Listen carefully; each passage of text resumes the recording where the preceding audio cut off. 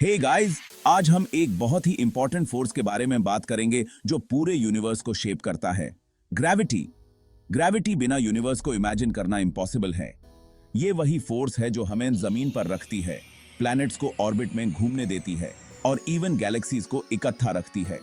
तो आज हम समझेंगे कैसे ग्रेविटी यूनिवर्स को शेप करती है और ये इतनी पावरफुल कैसे होती है। Let's dive right into it. Let's dive right into. सबसे पहले बात करते हैं, ग्रेविटी होती क्या है। ग्रेविटी एक फोर्स है जो दो ऑब्जेक्ट्स के बीच अट्रैक्ट करने का काम करती है।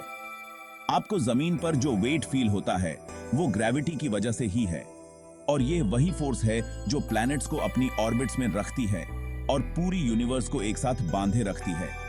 सर आइजैक न्यूटन ने सबसे पहले ग्रेविटी को एक्सप्लेन किया था जब उन्होंने देखा कि एक एप्पल पेड़ से गिर रहा है। उन्होंने समझा कि अगर अर्थ एप्पल को खींच सकती है तो शायद ये फोर्स हर चीज पर अप्लाई होती है। अब बात करते हैं कैसे ग्रेविटी ने हमारा सोलर सिस्टम बनाया। जब बिलियंस ऑफ इयर्स पहले एक नेबुला, जो गैस और डस्ट का एक जायंट क्लाउड था, कोलैप्स होने लगा, तब ग्रेविटी काम में आई। ग्रेविटी ने इस क्लाउड को कंप्रेस किया और मिडिल में एक प्रोटोसन बनने लगा। इसी तरह ग्रेविटी ने प्लैनेट्स को सुन के अराउंड ऑर्बिट में बनाया।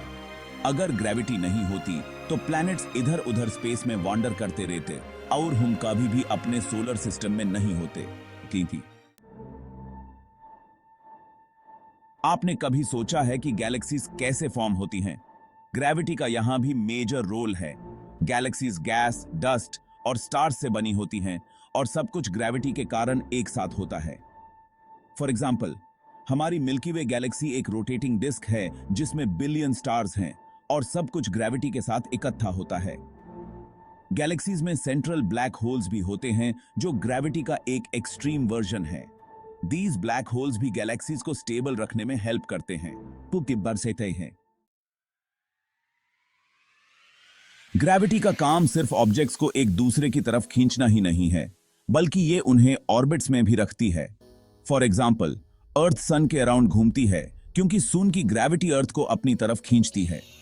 इसी तरह मून अर्थ के अराउंड ऑर्बिट में घूमता है। यह एक बैलेंस है। ग्रेविटी ऑब्जेक्ट को खींच रही होती है और ऑब्जेक्ट की स्पीड उसे एस्केप होने की कोशिश करती है। यह ग्रेविटेशनल टग ऑफ वॉर ही है जो इन्हें ऑर्बिट्स में रखता है।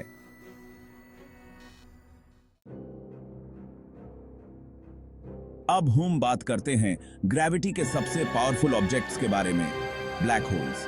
जब एक मैसिव स्टार अपनी लाइफ के एंड में एक्सप्लोड करता है, उसका कोर कोलैप्स होकर एक ब्लैक होल बनाता है।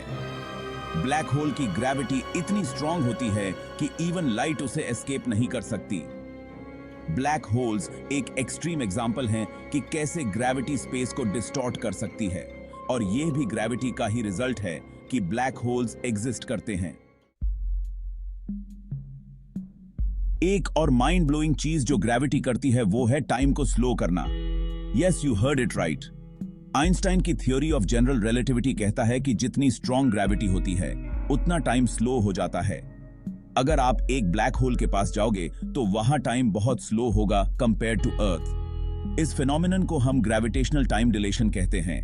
इमेजिन करो, अगर हम स्पेस में ट्रैवल करें और स्ट्रांग ग्रेविटी के आसपास हूं, हम फ्यूचर में ट्रैवल कर रहे होंगे।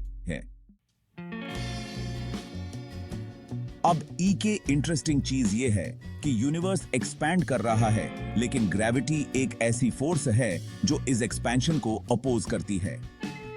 अगर सिर्फ ग्रेविटी होती तो यूनिवर्स कोलैप्स हो जाता, लेकिन ये बैलेंस है एक्सपेंशन और ग्रेविटी का जो यूनिवर्स को स्टेबल रखता है।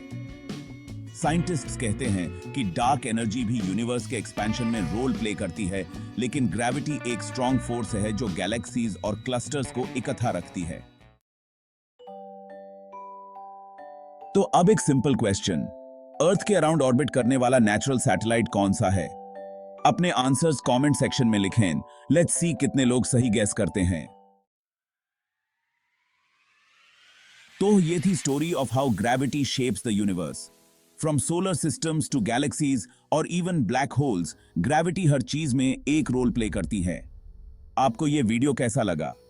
अगर आप और भी ऐसे स्पेस मिस्ट्रीज के बारे में जानना चाहते हैं तो चैनल को सब्सक्राइब करें and hit the bell icon to never miss a video.